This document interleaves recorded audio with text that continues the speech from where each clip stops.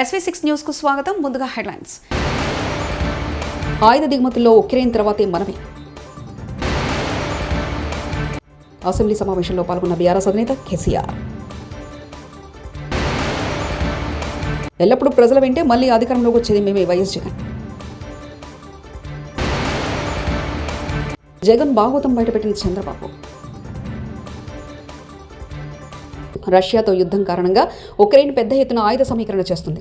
ఆయుధ దిగుమతుల్లో ఆ దేశం ప్రపంచంలోనే ప్రథమ స్థానంలో నిలవగా పాకిస్తాన్, చైనా నుంచి ముప్పు ఎదుర్కొంటున్న భారత్ రెండో స్థానంలో ఉందని అంతర్జాతీయ స్వతంత్ర సాధికారత విశ్లేషణ సంస్థ Stockholm International Peace Research Institute వెల్లడించింది. అయితే 2014-19తో పోలిస్తే గత 4 ఏళ్లలో భారత్ దిగుమతులు 9.3% తగ్గాయని సోమవారం విడుదల చేసిన తన నివేదికలో వెల్లడించింది. బీఆర్ఎస్ అధినేత మాజీ సీఎం కేసీఆర్ తెలంగాణ అసెంబ్లీకి చేరుకున్నారు. దాదాపు 50 నిమిషాల ముందుగానే అసెంబ్లీకి వచ్చారు గులాబీ బాస్. ఈ సందర్భంగా కేసీఆర్ కు బీఆర్ఎస్ ఎమ్మెల్యేలు, ఎమ్మెల్సీలు స్వాగతం పలికారు. అయితే గత 15 నెలలుగా ప్రధాన ప్రతిపక్ష నేతగా కేసీఆర్ అసెంబ్లీకి రావడం లేదన్న విమర్శల నేపథ్యంలో ఈసారి అసెంబ్లీకి హాజరు కావాలని నిర్ణయించుకున్నారు గులాబీ అధినేత. ఇందులో భాగంగా 50 నిమిషాల ముందుగానే అసెంబ్లీకి వచ్చారు కేసీఆర్. ఈ క్రమంలో ఈసారి జరిగే అసెంబ్లీ సమావేశాలు ఒకంత హాట్గానే మారే అవకాశాలు కనిపిస్తాయి. కాంగ్రెస్ ప్రభుత్వానికి no vision, only commission. Revanth Reddy ప్రభుత్వానికి విజన్ లేదు, కేవలం 20% కమిషన్ మాత్రమే ఉంది. ఢిల్లీకి మూటలు పంపడం తప్ప రేవంత్ రెడ్డికి వేరే విజన్ ఏం లేదు. భారతదేశ చరిత్రలోనే సచివాలయంలో కాంట్రాక్టర్ బిల్లుల కోసం ధర్నా చేయడం బహుశా ఇదే మొదటిసారి. కాంగ్రెస్ ప్రభుత్వం నిర్లక్ష్యం వల్ల గురుకులాలలో చనిపోయిన విద్యార్థులకు కనీసం సంతాపం కూడా తెలపని అసమర్థ ప్రభుత్వం రేవంత్ రెడ్డి ప్రభుత్వం అని కేటీఆర్ వ్యాఖ్యానించారు. పరిస్థితి రాష్ట్రంలో బహుశా ఎన్నడూ కూడా గతంలో లేదు, మరి భారతదేశంలో కూడా బహుశా ఎక్కడా లేదని నేను అనుకుంటా ఉన్నా. ఇవాళ 20% కమిషన్ తప్ప విజన్ లేని ప్రభుత్వం ఇది. ఈ విజన్ ఉంది, ఆ విజన్ ఉంది, AI, డేటా సైన్సెస్ అని పెద్ద పెద్ద మాటలు. విజన్ లేదు, మన్ను లేదు, కమిషన్ తప్ప. No vision, only commission, only 20% commission అనే విధంగా ఇవాళ ప్రభుత్వాన్ని నడుపుతూ ఢిల్లీకి మూటలు పంపుతూ ఇక్కడ చిన్న కాంట్రాక్టర్లను, సర్పంచ్లను, చిన్న చిన్న వ్యక్తులను వేధించి చివరికి ఓవర్సీస్ స్కాలర్షిప్లు ఇవ్వకుండా, గురుకులాల్లో తిండి పెట్టకుండా ఈరోజు పిల్లల్ని చంపుతున్న అరాచక ప్రభుత్వం రేవంత్ రెడ్డి ప్రభుత్వం, కాంగ్రెస్. ఏపీ అసెంబ్లీ సమావేశాలు కొనసాగుతున్నాయి. శాసనసభలో మహిళా సాధికారతపై ముఖ్యమంత్రి చంద్రబాబు నాయుడు మాట్లాడుతూ ఓవైపు మహిళా దినోత్సవం జరుపుకుంటున్న సమయంలోనే మహిళల పట్ల వివక్ష చూపడం జరుగుతుందన్నారు. ఎన్టీఆర్ టీడీపీ పెట్టినప్పటి నుంచి ఉమెన్ ఎంపవర్మెంట్ కృషి చేశారని గుర్తు చేశారు. మహిళా సాధికారత కోసం నిన్న, నేడు, రేపు టీడీపీ పనిచేస్తుందని స్పష్టం చేశారు. తెలుగుదేశం పార్టీ సిద్ధాంతం జెండర్ ఈక్విటీ ద్వారా ఆడవారికి సమాన అవకాశాలు కల్పించడం జరిగిందని తెలిపారు. పట్ల వివక్ష చూపేయడం ఇవన్నీ జరుగుతున్నాయి. ఈరోజు కేంద్రంలో ఉండే నరేంద్ర మోడీ గారి నాయకత్వంలో ఉండే ఎన్డీఏ కానీ, ఇక్కడ రాష్ట్రంలో ఉండే ఎన్డీఏ కానీ మన ఆడబిడ్డలు, తల్లుళ్ళు, చెల్లెళ్ళ గురించి ప్రత్యేక శ్రద్ధ పెడతాం. ఉమెన్ ఎంపవర్మెంట్ జరిగినప్పుడే సస్టైనబుల్ డెవలప్మెంట్ ఉంటుందనేది మా నమ్మకం. అందుకనే అధ్యక్ష, ఈరోజు ఒకసారి హిస్టరీ కూడా చూసుకుంటే ఎన్టీ రామారావు గారు తెలుగుదేశం పార్టీ పెట్టినప్పటి నుంచి అదే మరిగా వారు అనేక సంక్షేమ కార్యక్రమాలకు ప్రత్యేకంగా ఉమెన్ ఎంపవర్మెంట్ కోసం దోహదం చేశారు. అందుకే మహిళా సాధికారత కోసం నిన్న, నేడు, రేపు ఎప్పుడు కూడా కమిటెడ్గా పనిచేస్తామని ఈ సభ సాక్షిగా తల్లిదండ్రులకు తెలియజేస్తున్నా, మహిళలకు తెలియజేస్తున్నారు. అందుకనే అధ్యక్ష, ఒకసారి చూసినప్పుడు ఏ కార్యక్రమం ప్రవేశపెట్టినా అది ఒక సంక్షేమం కావచ్చు, ఒక అభివృద్ధి కావచ్చు, లేకపోతే ఒక ఎంపవర్మెంట్ కావచ్చు, ఏది చేసినా అందులో ప్రత్యేకంగా మహిళలను దృష్టిలో పెట్టుకొని చేశాం. మహిళల్ని సాధికారం చేయడంలో ముందుకు పోయాం. అందుకే నేను మళ్ళీ ఒకసారి తెలియజేస్తున్నా, తెలుగుదేశం పార్టీది తెలుగింటి ఆడపడుచులది అన్నా చెల్లుళ్ళ అనుబంధం. ఇది 40 సంవత్సరాలుగా ఉంది. ఇది శాశ్వతంగా ఉంటుందని చెప్పడానికి గర్వపడుతున్నానని చెప్పి కూడా నేను మీకు తెలియజేస్తున్నాను.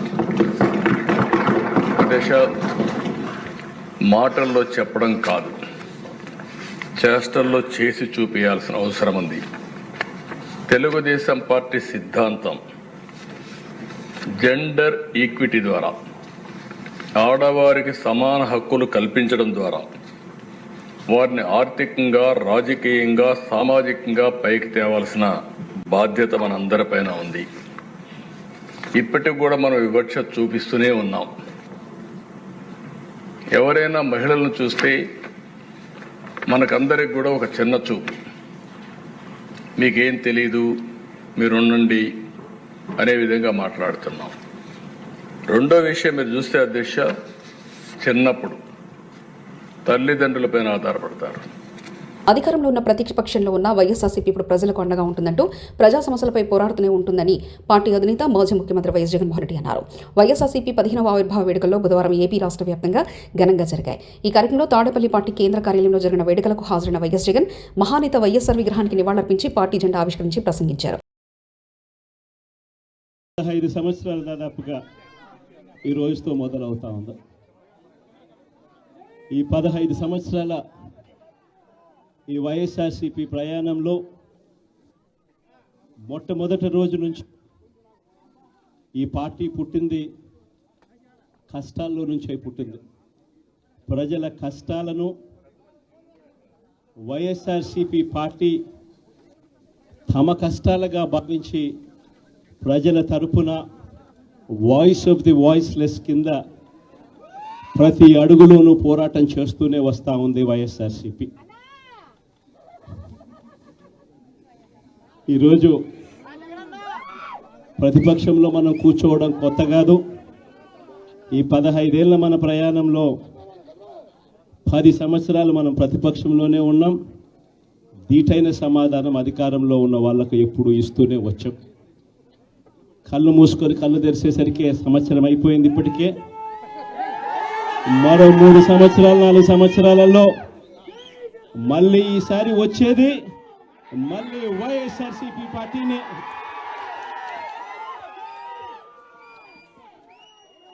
ఈరోజు వైఎస్ఆర్సీపీకి సంబంధించిన ప్రతి కార్యకర్త కూడా గ్రామంలో ఉన్న ఏ ఇంటికైనా కూడా వెళ్ళొచ్చు. ఏ పేదవాడింటికైనా కూడా వైఎస్ఆర్సీపీ కార్యకర్త సగర్వంగా తలెత్తుకుని కాలర్ ఎగిరేసుకొని వెళ్లే పరిస్థితి వైఎస్ఆర్సీపీకి సంబంధించిన కార్యకర్తలకు ప్రతి ఒక్కరికి ఉంది. ఏ ఇంట్లోకి వెళ్ళినా కూడా వైఎస్ఆర్సీపీ కార్యకర్తను చూసినప్పుడు ఆ ఇంట్లో నుంచి వచ్చే ప్రతి అక్క, ప్రతి చెల్లెమ్మ, ప్రతి అన్న, ప్రతి తమ్ముడు, ప్రతి సోదరుడు, ప్రతి రైతన్న, ప్రతి అవ్వ కూడా వైఎస్ఆర్సీపీ కార్యకర్తను చూసినప్పుడు చిక్కటి చిరునవ్వుతోనే పలకరిస్తుంది. కారణం వైఎస్ఆర్సీపీ ఏదైనా కూడా చెప్పిందంటే చేస్తుంది అన్న నమ్మకం ఈరోజు ప్రతి ఇంట్లో కూడా ఉంది. కాబట్టి ఈరోజు అటువంటి పరిస్థితుల మధ్య ఈరోజు యాదృచ్ఛికంగా విద్యా దీవెన, వసతి దీవెనకు సంబంధించి పిల్లలకు సంబంధించిన అన్యాయాలకు సంబంధించిన జరుగుతూ ఉన్న అన్యాయాలకు సంబంధించిన విషయాల మీద ఈరోజు యాదృచ్ఛికంగా ప్రొటెస్ట్ కార్యక్రమం కూడా జరుగుతూ ఉంది. ఈ కూటమి ప్రభుత్వం వచ్చి దాదాపుగా 10 నెలలుగా వస్తూ ఉంది.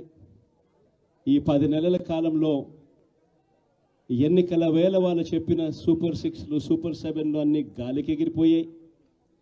వ్యవస్థలన్నీ కూడా చదువులు కానీ, వైద్యం కానీ, గవర్నెన్స్ కానీ, వ్యవసాయం కానీ ఏది చూసుకున్నా కూడా వ్యవస్థలన్నీ కూడా నిర్వీర్యమైపోయిన పరిస్థితులు కనిపిస్తూ ఉన్నాయి.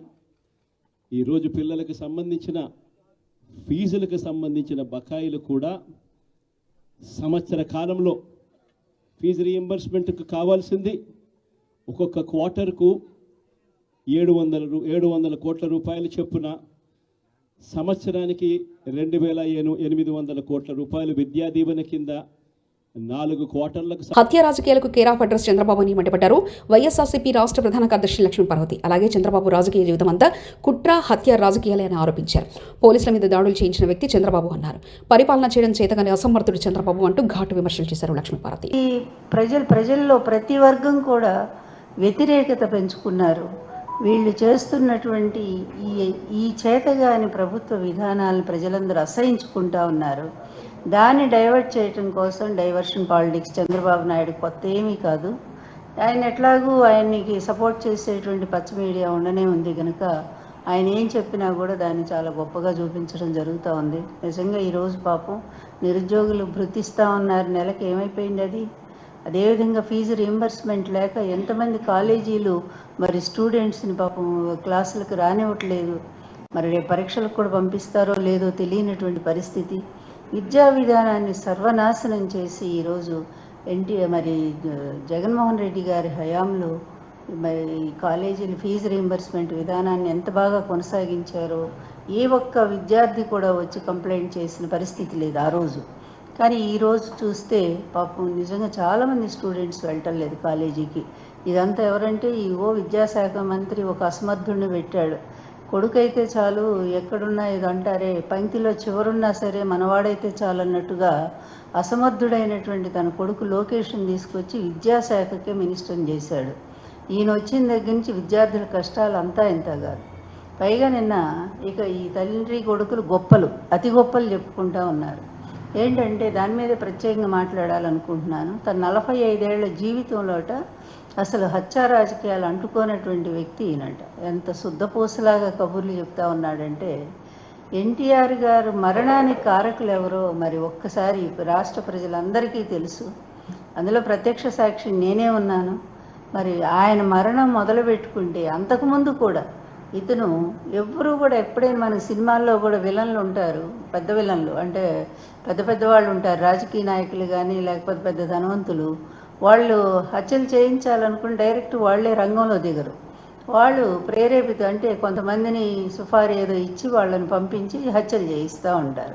అదిగో అలాంటి బాపతే చంద్రబాబు నాయుడు కూడా డైరెక్ట్. ఫీజు రీయింబర్స్మెంట్ అంశంపై ఆంధ్రప్రదేశ్ శాసనమండలిలో వైకాపా సభ్యులు ఆందోళన చేపట్టారు. ప్లకార్డులు పట్టుకుని చైర్మన్ పుడింగ్ వద్ద నిరసన తెలిపారు. నిరుద్యోగ వృత్తి 20 లక్షల ఉద్యోగాల కల్పన అంశాలపై చర్చించాలని వైకాపా సభ్యులు వాయిదా తీర్మానం కోరారు. దీనికి మండలి చైర్మన్ నిరాకరించారు. అయితే తాము దీనిపై చర్చించేందుకు సిద్ధంగా ఉన్నామని మంత్రి నారా లోకేష్ స్పష్టం చేశారు. ఆందోళన మధ్య సభ పలుమార్లు వాయిదా పడింది. Papers included in the list of business are deemed to have been laid on the table.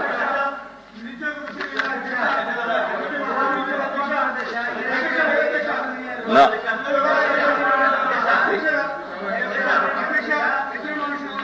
adjournment reject చేసిన తర్వాత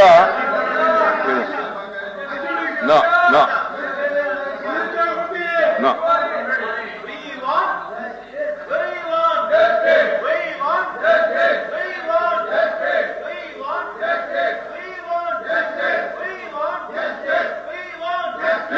ప్లీజ్ కూర్చోండి, మీ సీట్లో కూర్చోండి. ప్లీజ్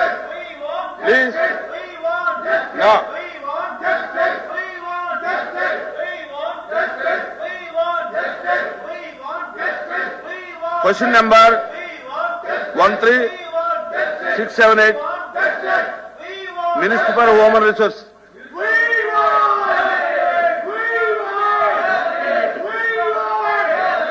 హ్యూమన్ రిసోర్స్ మినిస్టర్ గారు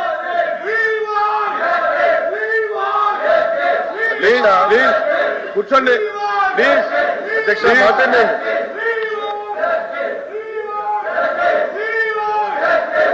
ప్లీజ్ అధ్యక్ష అన్ని విషయాలు ఈరోజు సాయంత్రం అధ్యక్ష ఈరోజు షార్ట్ డిస్కషన్ ఉంది. ఫీ రీయింబర్స్మెంట్ పైన మాట్లాడడానికి సిద్ధంగా ఉంది ప్రభుత్వం. ఉద్యోగాలు ఉపాధి కల్పన గురించి మాట్లాడడానికి సిద్ధంగా ఉంది.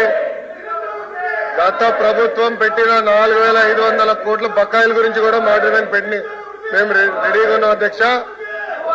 వింత ఏంటంటే ఫీజు పోర్ అని పేరు పెట్టి తర్వాత ఫీజు పోర్ నుంచి యువత పోర్ అని పేరు మార్చుకుంటూ కూడా చాలా నవ్వుకుంటున్నారు అధ్యక్ష. బయట వాళ్ళకి దేనిపైన పోరాడుతున్నారు ముందు క్లారిటీ ఉంటే బాగుంటుంది అధ్యక్ష.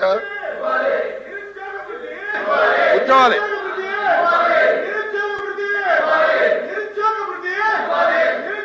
దయచేసి కూర్చోండి.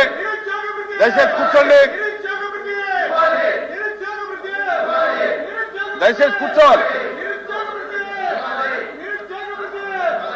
నా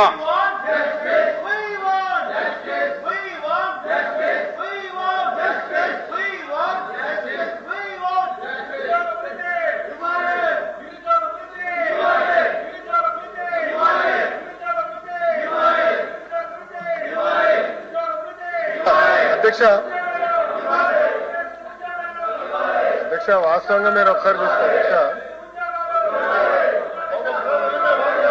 మాట్లాడుతున్నారండి. మీరు అడిగేదాని మీద మాట్లాడుతున్నారు. మాట్లాడనివ్వండి, మంత్రి గారు మాట్లాడనివ్వండి. అధ్యక్ష, ఒకరు పెద్ద నాకు చెప్పాడు అధ్యక్షుడు. ఆయుధ దిగుమతుల్లో ఉక్రెయిన్ తర్వాతే మనమే. అసెంబ్లీ సమావేశంలో పాల్గొన్న బీఆర్ఎస్ అధినేత కేసీఆర్. ఎల్లప్పుడూ ప్రజల వెంటే మళ్లీ అధికారంలోకి వచ్చేది మేమే వైఎస్ జగన్. జగన్ భాగవతం బయటపెట్టిన చంద్రబాబు. ఇవి బులెటిన్ విశేషాలు. చూస్తూనే ఉండండి SV6 న్యూస్.